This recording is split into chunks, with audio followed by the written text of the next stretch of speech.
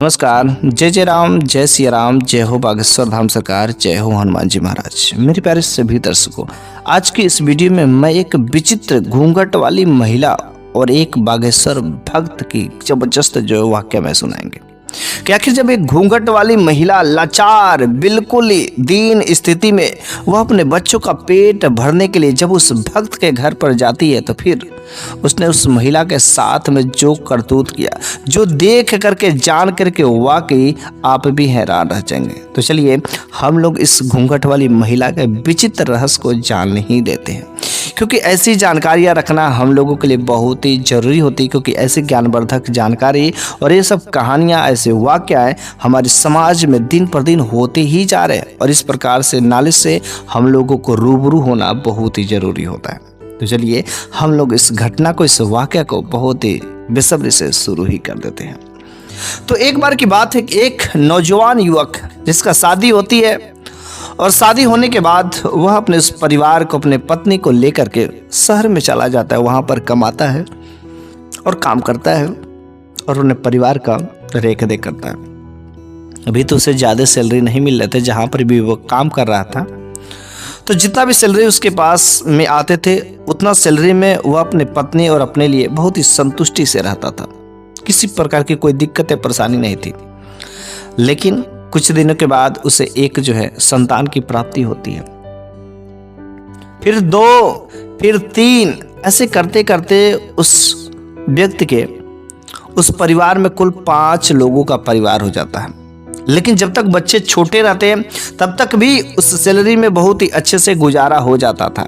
लेकिन जैसे जैसे समय गुजरता गया, बच्चे बढ़ते गए और अब तो बच्चों का रेख देख, बच्चों की पढ़ाई, बच्चों की दवाई, बच्चों का स्वास्थ्य खराब हो गया, साथ में अपना भी खर्चा पानी, इन सब चीज़ का रेख देख करने में अब उस सैलरी में मैनेज नहीं हो पाते थे।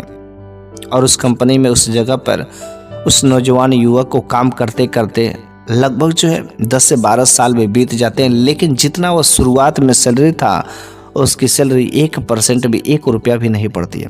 उसकी पत्नी कहती कि जी आप अपने बॉस से, अपने मालिक किससे क्यों नहीं करते कि 10 साल से ही वही सैलरी, एक ही सैलरी पर कैसे आप टिके रहते। उससे कहिए कि अब हमारा घर का परिवार का खर्चा है, बाल बच्चे अभी सैलरी में मेंटेन नहीं हो पा रहे, कृपया आप कुछ बढ़ाइए। तो वो कहता ठीक है, मैं बात कर लूँगा। लेकिन अंदर ही अंदर जब वह इस बात को सोचता था कि मैं तो कितनी बार मैं अपने बॉस से, अपने मालिक से मैं बोल चुका कि मेरे परिवार की संख्या बढ़ती गई, अब वह इतने खर्चे में मेंटेन नहीं हो रहा है कि बस पिछले महीने के जो पैसे मिलते हैं वो तो तुरंत ही ख़त्म हो जाते हैं और बाकी पूरा का पूरा महीना कर्ज पर लेकर के काम चलाना पड़ता है। और इस तरीके से स्थिति दिन पर दिन बदतर ही तो होती जा रही। और मैं तो बार बार अपने बॉस से, अपने मालिक से बोलता हूँ, लेकिन मालिक सीधा कहता है कि बस काम करना हो तो करो, वरना और भी लोग हैं तुम्हारी जगह पर आकर के काम करने के लिए, करना हो तो करो। और बस मैं इसी मजबूरी में, क्योंकि मेरे को पता नहीं दूसरी जगह नौकरी मिलेगी भी कि नहीं मिलेगी, इतनी सैलरी वाली मिलेगी भी कि नहीं मिलेगी। क्योंकि कभी कभी ऑफिस में काम नहीं रहते थे तो भी सैलरी मिल जाती थी। लेकिन मेरे सामने मजबूरी थी कि अगर मैं इसको छोड़ करके किसी दूसरी जगह पर जाऊं तो कब मिलेगी मेरे को नौकरी, किसका कुछ नहीं पता है। मेरी नौकरी हमेशा चरम सीमा पर ही रहती थी। मेरी इधर बीवी हमेशा जब मैं घर पर जाता था तो हमेशा झाड़ फूक लगाती थी कि आप कब तक इस सैलरी पे गुजारा करेंगे, आप क्यों नहीं इस सैलरी को छोड़ देते, इस कंपनी को छोड़ देते, अपने मालिक को छोड़ देते सीधा और जाकर किसी दूसरी कंपनी में ज्वाइन कर लीजिएगा, वहां पर इससे अच्छी खासी सैलरी मिलेगी। आप उनसे क्यों नहीं कहते हैं? वो अपने पत्नी से कहता है कि प्रिय, मैं समझता हूं तुम्हारी भावनाओं को, लेकिन क्या करें, मैं तो अपने बॉस से बार बार कहता हूं, लेकिन वह कहता है करना हो तो करो, नहीं तो जाओ, मैं इससे ज़्यादा सैलरी नहीं बढ़ा सकता। और तुमको शायद पता है कि इस शहर में नौकरी ढूंढना कितना मुश्किल है। शायद मैं अगर इसको छोड़ करके किसी दूसरी जगह पर जाऊं तो मुझे पता नहीं इतना जो सैलरी मिलता है उतना भी सैलरी हो सके नहीं मिले, इससे ज़्यादा काम भी करना पड़े।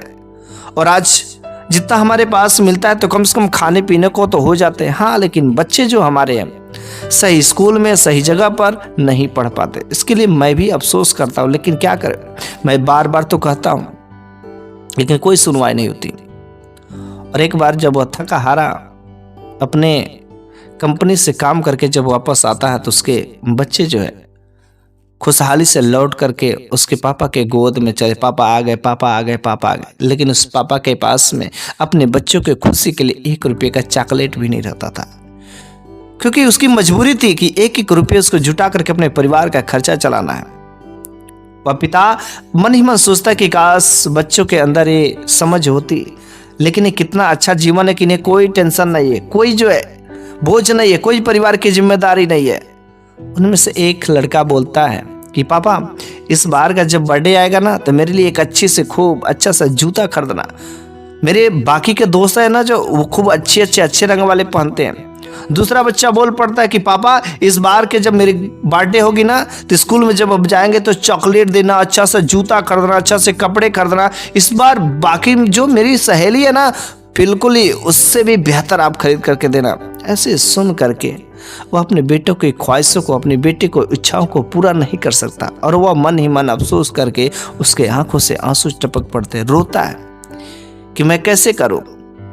लेकिन एक दिन उसके दरवाजे पर एक साधु बाबा आते हैं और वह साधु बाबा भिक्षाम दे ही करते हैं। अंदर से कुछ उसकी पत्नी भिक्षा दे करके उनको खाना खिला करके विदा करती है। लेकिन वह बाबा कहते हैं कि आप लोगों के घर में कुछ ज्यादा चिंता दिख रहे हैं, ज्यादा समस्याएं दिख रहे हैं, आप लोग खुश नहीं है। उसने कहा हाँ बाबा, मेरे पति एक ही कंपनी में कितने दिनों से काम करते हैं लेकिन उनका सैलरी बढ़ाने का नाम ही नहीं ले रहा। अब उस कमाई पर उतनी कम सैलरी में खर्चा कैसे चलेगा।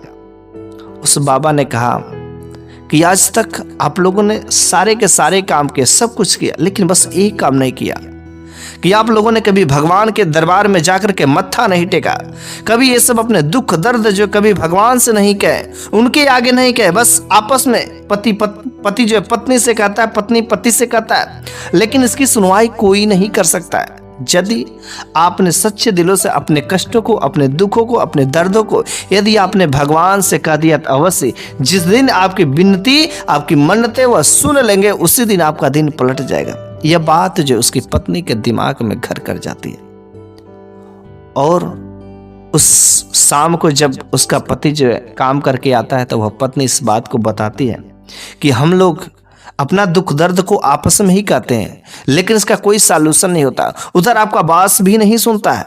एक साधु बाबा ने आया था कि अपनी जो कुछ भी दुख दर्द समस्या हो आप भगवान के दरबार में जाइए, जिस दिन वह सुन लेंगे उसी दिन आपकी मन्नतें पूरी हो जाएगी। और फिर उसी दिन से वे लोग भगवान के नित्य मंदिर में जाते हैं, उनकी पूजा पाठ करने लगे, उनसे अपने दुख दर्द को कहने लगे कि हे भगवान बस अब आप रास्ता निकालिए, आखिर कैसे समाधान होगा, इतना कम खर्चा में कुछ समझ नहीं आता है। रोज जब भी लोगों को, इन पति पत्नी को कुछ भी कष्ट होता, कुछ दर्द होता, इतना विश्वास हो गया कि बस अब आप ही दुख दर्द को बेड़ा पार करने वाले हैं। काफी दिन बीत जाते हैं लेकिन कोई सुधार नहीं होता है।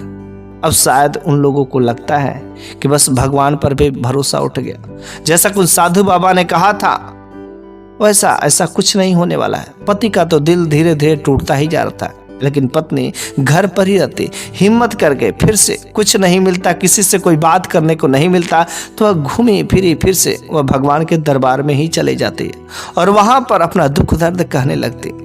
और एक दिन भगवान के दरबार में उसकी अर्जी लग ही जाती है और जिस दिन अर्जी लगती है उसी शाम के समय में घर में जो भोजन पक रहा होता है, घर में किसी तरीके से थोड़ा बहुत तो भोजन था, इतना उनकी स्थिति खराब हो गई थी कि बस उसी टाइम का भोजन था।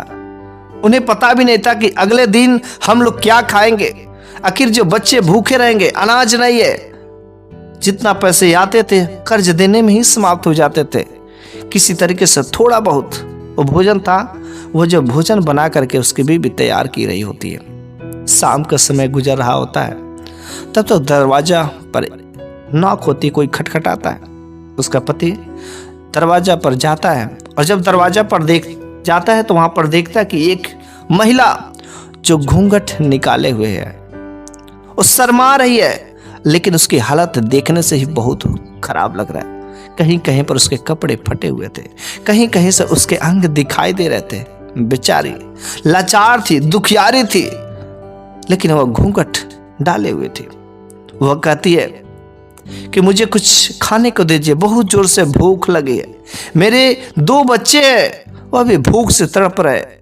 मैंने आपके घर के अगल बगल में कई सारे लोगों से घर पर मैं मांग मांग करके थक गई, बस अब आपका ही घर बचा है, बस आप दुआ कर दीजिए, आप थोड़ा सा भोजन दे दीजिए जिससे हमारा भूख नहीं शांत हो सकता तो मेरे बेटे का, मेरे बच्चों का भूख शांत हो जाए।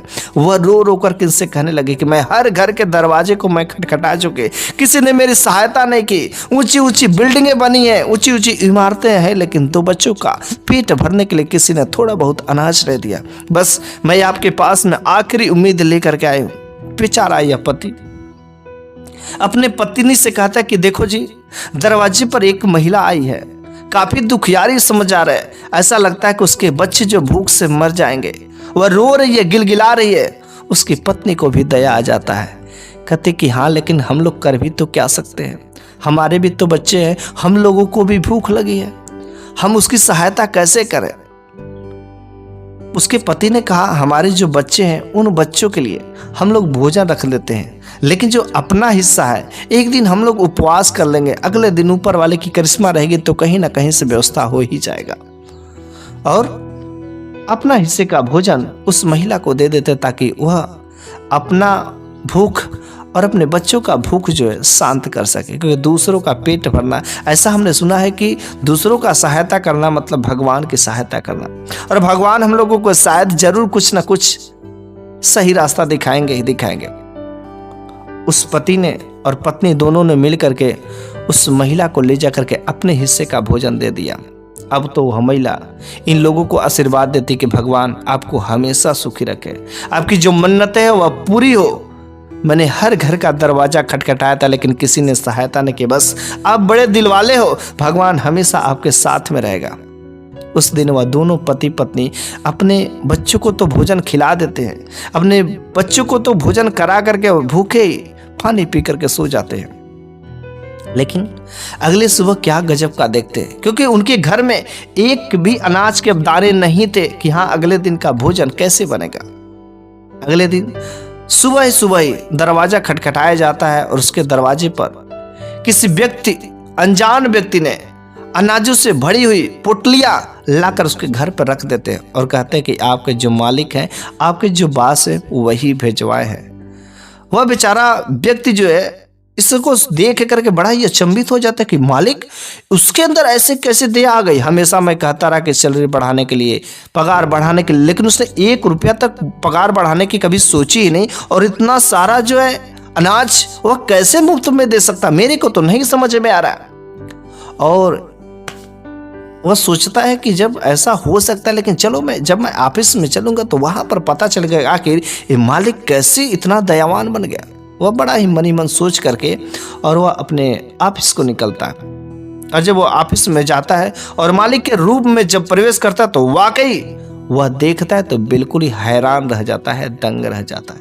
जो चीजें देखता है वह देखता है कि वहां पर मेरा जो मालिक था वह मालिक नहीं है, बल्कि वहां पर वही एक महिला जो घूंघट वाली थी वहीं पर बैठी हुई थी।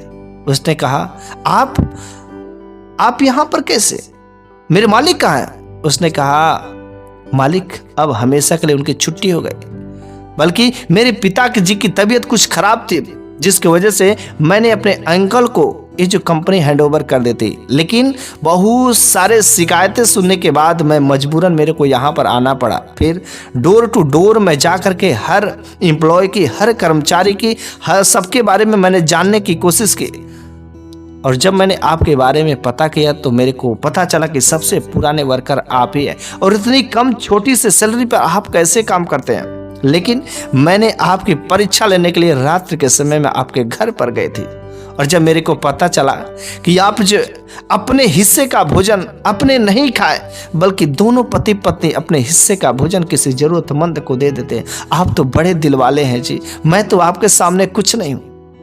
और वह महिला कहती आज से मैं आपका मालिक रहूंगी, और आज मैं अभी अनाउंसमेंट करती हूँ कि सबसे पहले सैलरी आपकी ही बढ़ेगी, और उसकी सैलरी उसी दिन बढ़ाई जाती है। और एक गिफ्ट में एक लिफाफे में उसकी सैलरी का जो भी प्रमोशन बनता था, वह जो उसी दिन तनख्वाह मिलता है उसे, वह उस पैसे को देख करके बिल्कुल ही खुश हो जाता है और वह भगवान को कोटि कोटि धन्यवाद करता है कि हे भगवान, आज तूने सुन ही ली। वह खुशी खुशी शाम के समय में अपनी पत्नी को आकर के गले लगता है और कहता है, प्रिय, आज भगवान ने मेरी आराधना सुन ली, आज हम लोगों की पूजा सफल हो गई, आज हम लोगों की प्रार्थना भगवान ने सुन ही ली और आज देखो मेरी सैलरी बढ़ गई। रात्रि का जो मैंने हम लोगों ने उसको भोजन खिलाया था ना, वह मेरी मालकिन थी, वह हम लोगों की परीक्षा लेने के लिए आई थी और परीक्षा में पास हुए हम लोग, और देखो आज हमारी सैलरी सबसे ज्यादा उस कंपनी में हो गई है। और इस तरीके से उस परिवार में फिर से खुशहाली भर जाती है। मेरे प्यारे सभी दर्शकों, यह कहानी यहीं पर तो समाप्त हो जाती है, लेकिन इस कहानी के माध्यम से हमें एक चीज जरूर ही सीखने को मिलती है कि भगवान किस रूप में हमारी परीक्षा लेने आ सकता है, हमें खुद नहीं पता है। इस वजह से कभी भी अगर कोई जरूरतमंद व्यक्ति दिखता है, चाहे वह महिला हो या पुरुष हो, हमें उसकी सहायता अवश्य ही करनी चाहिए। यदि हमें भगवान पर भरोसा होगा, भगवान पर आस्था करते हो, विश्वास करते हो और अगर किसी दूसरे जरूरतमंद की रक्षा करते हैं, तो अवश्य एक दिन भगवान हमारे साथ होगा और हमारी जो भी मनोकामनाएं होगी, जो भी इच्छाएं होगी, ऑटोमेटिक वह खुद जो है पूरा हो जाता है। तो बस आज की यह कहानी इसी पर समाप्त करते हैं और अगले मैं वीडियो में एक नई कहानी के साथ में एक जबरदस्त शानदार वीडियो के साथ लेकर के हाजिर हूँगा। तब तक के लिए धन्यवाद।